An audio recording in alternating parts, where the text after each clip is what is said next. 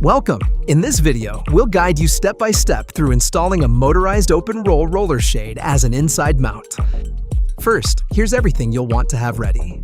A drill with an SQ2 bit, a Phillips head screwdriver, a tape measure, and a pencil. Next, let's quickly review what comes in the box. You should have your mounting brackets, screws and anchors, an idler pin, the bracket and screw covers, along with the roller shade itself.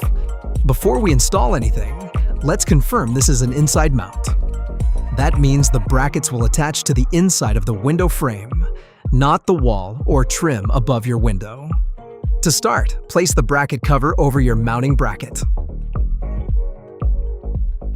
Then, place the left mounting bracket in place and mark the 2 screw mount holes lightly with a pencil.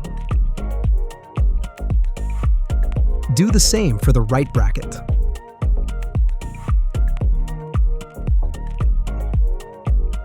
Next, mount both brackets using the included screws and tighten them until the brackets feel solid and secure.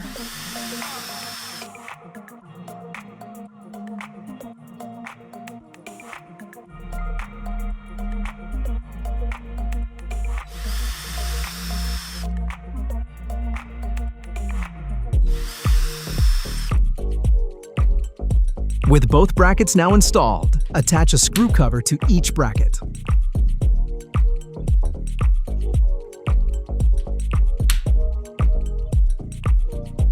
Next, slide the valance idler pin into the bracket until you hear a click.